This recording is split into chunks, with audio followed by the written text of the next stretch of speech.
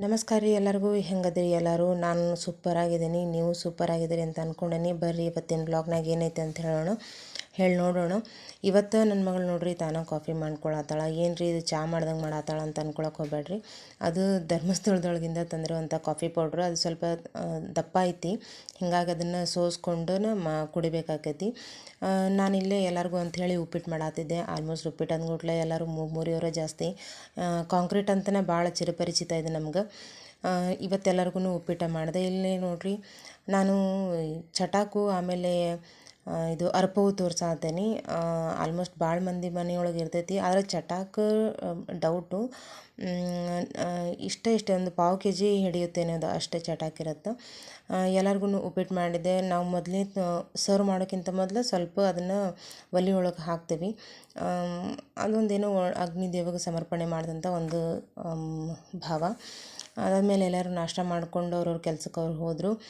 ನಾನು ಮಧ್ಯಾಹ್ನಕ್ಕೆ ಕಡಲೆಬೇಳೆ ಪಲ್ಯ ಮಾಡತ್ತಿದ್ದೆ. ಕಡಲೆಬೇಳೆ ಪಲ್ಯ, ಕಟ್ಟಿನ ಸಾರು, ಆಮೇಲೆ ಸೌತೆಕಾಯಿ ಎಣ್ಗಾಯಿ ಮಾಡ್ಕೊಂಡ್ರಾತು ಅಂತ ಹೇಳ್ಕೊಂಡು ಸೌತೆಕಾಯಿನ ಒಂದ್ರೊಳಗೆ 4 ಭಾಗ ಮಾಡ್ಕೊಂಡು ಹೆಚ್ಕೊಂಡು ಅದಕ್ಕೆಲ್ಲ ಮಸಾಲ ಪ್ರಿಪೇರ್ ಮಾಡತ್ತಿದ್ದೆ. ಎಲ್ಲನೂ ಹಸಿ ಮಸಾಲಾನ ನಾನು ಮಿಕ್ಸರ್ ಮಾಡ್ತೀನಿ.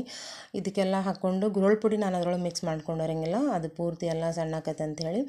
ಆಮೇಲೆ ಅದನ್ನು ಗುರೋಳ್ ಪುಡಿ ಮಿಕ್ಸ್ ಮಾಡಿಕೊಂಡು ಅದನ್ನೆಲ್ಲ ಮಸಾಲಾನ ಸೌತೆಕಾಯಿ ಒಳಗೆ ಫಿಲ್ ಮಾಡಿಕೊಂಡು ಒಗ್ಗರಣೆ ಕೊಟ್ಕೋತೀನಿ. ಒಗ್ಗರಣೆಗೆ ಎಣ್ಣೆ, ಸಾಸಿವೆ, ಜೀರಿಗೆ, ಆಮೇಲೆ ಕರಿಬೇವು, ಆಮೇಲೆ ಉದ್ದಕ್ಕೆ ಹೆಚ್ಕೊಂಡಿರುವಂಥ ಉಳ್ಳಾಗಡ್ಡೆ ಹಾಕ್ಕೊಂಡು ಒಗ್ಗರಣೆ ಮಾಡಿಕೊಂಡು ಅದರೊಳಗೆ ಸೌತೆಕಾಯಿ ಹಾಕ್ಕೊಂಡು ಮಿಕ್ಸ್ ಮಾಡಿಕೊಂಡು ಕುದಿಸ್ಕೋತೀವಿ. ಆಲ್ಮೋಸ್ಟ್ ಎಣ್ಗಾಯಿ ಪಲ್ಯ ಎಲ್ಲರಿಗೂ ಗೊತ್ತಿರೋದೇ ಇರ್ತೈತಿ. ನಾನು ಡೈಲಿ ರೂಟೀನ್ ಆಗಿರೋದ್ರಿಂದ ನಾನು ಡೈಲಿ ಏನು ಕೆಲಸ ಮಾಡ್ತೀನಿ ಅದನ್ನೇ ಇಲ್ಲಿ ಅಪ್ಲೋಡ್ ಮಾಡ್ತೀನಿ. ನೋಡಿರಿ ಎಷ್ಟು ಚಲೋ ಕಾಣತೈತಿ ಪಲ್ಯ, ಸೂಪರಾಗಿ ಕಾಣತೈತಲ್ಲ. ಇದಕ್ಕೆ ಸ್ವಲ್ಪ ನೀರು ಹಾಕ್ಕೊಂಡು ಅದು ಎಷ್ಟು ಕುದಿಬೇಕಲ್ಲ ಅಷ್ಟು ನೀರು ಹಾಕ್ಕೊಂಡು ಕುದಿಸ್ಕೋಬೇಕು. ಇನ್ನು ಕಡಲೆಬೇಳೆ ಪಲ್ಯಕ್ಕೆ ಅದ್ರ ಕಟ್ಟೆಲ್ಲ ಬಸ್ಕೊಳಕತ್ತೀನಿ. ಕಟ್ಟಿನ ಸಾರು ಮಾಡ್ತೀನಿ ನಾನು. ಆ ಕಟ್ಟಿಗೆ ಸ್ವಲ್ಪ ಹುಣಸೆ ಹಣ್ಣನ್ನು ಅದು ಬಿಸಿ ಇರುವಾಗಲೇ ಹಾಕೊಂಡ್ಬಿಡ್ತೀನಿ, ಅಂದರೆ ಚೆನ್ನಾಗಿ ನೆನ್ಕೊಂಡ್ಬಿಡ್ತೈತಿ. ಇದು ಕಟ್ಟಿನ ಸಾರಿಗೆ ಮಸಾಲೆ, ಇದನ್ನೆಲ್ಲನೂ ಇವೇನು ನಾ ತೋರ್ಸಾತೀನಲ್ಲ ಈ ಎಲ್ಲ ಮಸಾಲಾನ ಹುರ್ಕೋತೀನಿ. ಸ್ವಲ್ಪ ಎಣ್ಣೆ ಹಾಕಿ, ಕೊಬ್ಬರಿ, ಆಮೇಲೆ ಹಸಿಮೆಣ್ಸಿನ್ಕಾಯಿ, ಟೊಮ್ಯಾಟೊ, ಈರುಳ್ಳಿ, ಹುಣಸೆ ಹಣ್ಣಂತೂ ನಾವು ಕಟ್ಟೊಳಗನ ಹಾಕ್ಕೊಂಡಿರ್ತೀವಿ, ಜೀರಿಗೆ, ಬೆಳ್ಳುಳ್ಳಿ, ಆಮೇಲೆ ಶುಂಠಿ, ಇದನ್ನೆಲ್ಲ ಹಾಕ್ಕೊಂಡು ಚೆನ್ನಾಗಿ ಹುರ್ಕೊಂಡು ಆರು ಮಟ ಬಿಟ್ಟು ಆರಿಂದ ಮಿಕ್ಸರ್ ಮಾಡ್ಕೊಂಡು ಕಟ್ಟಿನ ಸಾರು ಮಾಡ್ಕೊಳ್ಳೋದು. ಇಲ್ಲಿ ಕಡಲೆಬೇಳೆ ಪಲ್ಯನೂ ಮಾಡಿಕೊಂಡೆ. ಡೈಲಿ 2 ಥರ ಪಲ್ಯ ಇರುತ್ತೆ. ಅನ್ನಕ್ಕೆ ಇಟ್ಕೊಂಡಿದ್ದೆ ಒಲೆ ಮೇಲೆ. ನೋಡಿರಿ, ಸೌತೆಕಾಯಿ ಎಣ್ಗಾಯಿ, ಕಡಲೆಬೇಳೆ ಪಲ್ಯ, ಆಮೇಲೆ ಕಟ್ಟಿನ ಸಾರು. ಇದನ್ನು ಮಾಡಿಕೊಂಡು ರೊಟ್ಟಿ ಮಾಡಿದ್ದೆ, ಅನ್ನ ಮಾಡಿದ್ದೆ. ಅದನ್ನೆಲ್ಲ ಹೆಗಲು ತೊಳ್ಕೊಂಡು ಅದಕ್ಕೆ ಗೊತ್ತಿರ್ಬೋದು ನಿಮ್ಗೆ, ಕೆಲವೊಬ್ಬರು ವಿಭೂತಿ ಹಚ್ತಾರೆ, ಇನ್ನು ಕೆಲವರು ಒಲೆಯಾಗಿನ ಬೂದಿ ಹಚ್ತಾರೆ. ನಾವು ಒಮ್ಮೊಮ್ಮೆ ಒಲೆಯಾಗಿನ ಬೂದಿನ ಹಚ್ತೀನಿ, ಒಮ್ಮೊಮ್ಮೆ ವಿಭೂತಿ ಹಚ್ಚಿರ್ತೀನಿ.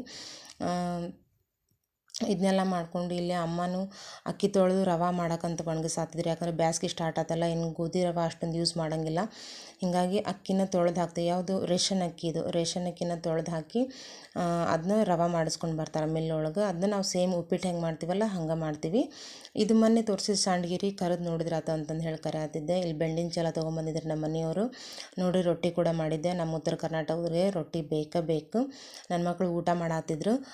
ಕುಟ್ಟಿದ ರೊಟ್ಟಿ ಮಾಡು ಅಂತಂದು ಹೇಳಿದರು. ಅದ್ರೊಳಗನ ಕುಟ್ಟಿದ ರೊಟ್ಟಿ ಕೂಡ ಮಾಡಿದ್ದೆ. ಇಲ್ಲಿ ಖಾರದ ಕಲ್ನಾಗ ಕುಟ್ಟಿದ ರೊಟ್ಟಿ ಮಾಡ್ತಾರೆ, ನಮ್ಮ ಮನ್ಯಾಗ ಅದು ಇದ್ದಿದ್ದಿಲ್ಲ. ಸೊ ರೊಟ್ಟಿ ಮಾಡೋ ಕಾಮಣಿಗೆ ಒಳಗನ ಎಲ್ಲ ಹಾಕಿ ಬೆಳ್ಳುಳ್ಳಿ, ಉಪ್ಪು, ಖಾರ, ಕರಿಬೇವು, ಕೊತ್ತಂಬರಿ, ಜೀರಿಗೆ ಹಾಕಿ ಸ್ವಲ್ಪ ತುಪ್ಪ ಹಾಕಿ ಕುಟ್ಕೊಂಡು, ಆಮೇಲೆ ಬಿಸಿ ಸ್ವಲ್ಪ ದಪ್ಪಾಗಿ ರೊಟ್ಟಿ ಮಾಡಿಕೊಂಡು ಅದನ್ನು ಗುಣ್ಕಲ್ಲಿಲೆ ಕುಟ್ಕೊಂಡು ಸ್ವಲ್ಪ ತುಪ್ಪ ಹಾಕಿ ಅದನ್ನ ಉಂಡೆ ಟೈಪ್ ಕಟ್ಟಿ ಕೊಡ್ತೀನಿ. ಈ ಥರ ಯಾರು ಕುಟ್ಟಿದ ರೊಟ್ಟಿ ತಿಂದಿರಲ್ಲ ಕೆಳಗೆ ಕಮೆಂಟ್ ಮಾಡಿರಿ.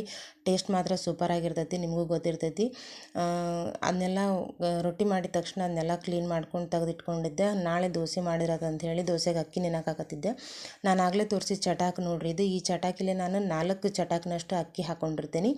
ಇದಕ್ಕೆ 1 ಚಟಾಕ್ನಷ್ಟು ಉದ್ದಿನಬೇಳೆ ಹಾಕೋತೀನಿ. 4 ಚಟಾಕ್ನಷ್ಟು ಅಕ್ಕಿಗೆ 1 ಚಟಾಕ್ನಷ್ಟು ಉದ್ದಿನಬೇಳೆ ಮನೆ ಉದ್ದಿನಬೇಳೆ ರೀ, ಅದಕ್ಕೆ ಸ್ವಲ್ಪ ಕಪ್ಪು ಕಾಣತ್ತವು. ಮೇಲಿನ ಸಿಪ್ಪಿ ಸರಿಯಾಗಿ ಹೋಗಿರಂಗಿಲ್ಲ. ಅದಕ್ಕೆ 2 ಚಮಚದಷ್ಟು ಮೆಂತ್ಯ ಕಾಳು ಹಾಕೋತೀನಿ. ಹಾಕ್ಕೊಂಡು ನೆನಾಕಿದೆ. ಅಷ್ಟೆಲ್ಲ ಮುಗಿಸ್ಕೊಂಡು ಮನೆ ಸಾರಿಸೋದಿತ್ತು ಇವತ್ತು. ನಮ್ಮದು ಅಡುಗೆ ಮನೆ ಸಗಣಿದಿರೋದ್ರಿಂದ 8 ದಿವ್ಸಕ್ಕೊಂದು ಸಲ ನಾನು ಕ್ಲೀನಾಗಿ ಸಾರಿಸ್ಕೊಂಡು ಬಿಡ್ತೀನಿ, ಇಲ್ಲಾಂದ್ರೆ ಒಡೆದು ಬಿಡ್ತೈತಿ. ಈಗ ಬೇಸಿಗೆ ದಿನ ಅಲ್ಲ, ಸ್ವಲ್ಪ ಜಾಸ್ತಿ ಹೊಡಿತೈತಿ.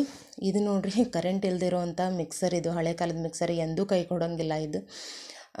ಈವ್ನಿಂಗ್ ಇಷ್ಟೆಲ್ಲ ಮುಗಿಸ್ಕೊಂಡು ಈವ್ನಿಂಗ್ ಹೊಲಕ್ಕೆ ಹೋದ್ರಾತು ಅಂತಂದು ಹೋದ್ವಿ. ಅಲ್ಲಿ ಇಂಟೀರಿಯರ್ ಕೆಲಸ ಮಾಡೋರು ಬಂದಿದ್ರು. ಅವ್ರು ಸ್ವಲ್ಪ ಕಲರ್ ಚೂಸ್ ಮಾಡೋದಿತ್ತು, ಹಿಂಗಾಗಿ ಹೋಗಿದ್ವಿ. ಅದು ನಮ್ಮ ನೋಡ್ರಿ ಗೌರಿ ಆಕಳ, ಒಂದು 20 ವರ್ಷದ ಆಕಳ ಐತಿದು. ಭಾಳ ಚಲೋ ಐತಿ ಆಕಳ. ನೋಡಿರಿ, ವಿಡಿಯೋ ಇಷ್ಟ ಆತಂದ್ರೆ ಲೈಕ್, ಕಮೆಂಟು, ಶೇರು ಮಾಡೋದನ್ನು ಮರ್ಯಾಕೆ ಹೋಗ್ಬೇಡ್ರಿ. ಇಂಟೀರಿಯರ್ನವರು ಅಲ್ಲಿ ಮೆಜರ್ಮೆಂಟ್ ತೊಗೊಳತ್ತಿದ್ರು. ಇಲ್ಲಿ ಇನ್ನೊಂದು ಏನು ಸಮಸ್ಯೆ ಆತಂದ್ರೆ ನಮ್ಗೆ, ನಾವು ಗಣಪತಿ ಇಡ್ತೀವಲ್ರಿ, ಒಂದು ತಿಂಗಳದ ಗಣಪತಿ ಐತೆ ನಮ್ಮ ಮನ್ಯಾಗ. ಅದು ಮೇಲೆ ಗಣಪತಿದು ಆರ್ಚ್ ಕೂಡ ಮಾಡಬೇಕಾಗಿತ್ತು. ಅದು TV ಯೂನಿಟ್ ಒಳಗನ ಬರೋ ಹಂಗೆ ಅವರು ಪ್ಲ್ಯಾನ್ ಮಾಡಿದರು. ಯಾಕಂದ್ರೆ ನಮ್ಗೆ ಮತ್ತು ಬೇರೆ ಕಡೆ ಗಣಪತಿ ಇಡಬೇಕಪ್ಪ ಅಂತಂದ್ರೆ ಮಕ್ಳಿರೋದ್ರಿಂದ ಮತ್ತು ಏನಾರ ಒಂದು ತಿಂಗಳು ಮನೆಯೊಳಗೆ ಇಟ್ಕೊಳ್ಬೇಕಲ್ಲ, ಸೇಫಾಗಿ ಇಟ್ಕೊಬೇಕು ಗಣಪತಿ ಅಂತ ಹೇಳಿ ಇದನ್ನು ಪ್ಲ್ಯಾನ್ ಮಾಡಿದ್ವಿ. ಲೈಕ್, ಶೇರ್, ಸಬ್ಸ್ಕ್ರೈಬ್ ಮಾಡೋದನ್ನು ಮರೆಯೋಕೆ ಹೋಗಬೇಡ್ರಿ. ಇಲ್ಲಿವರೆಗೂ ನನ್ನ ವಿಡಿಯೋ ನೋಡಿದ್ದಕ್ಕೆ ಥ್ಯಾಂಕ್ಸ್ ಫಾರ್ ವಾಚಿಂಗ್.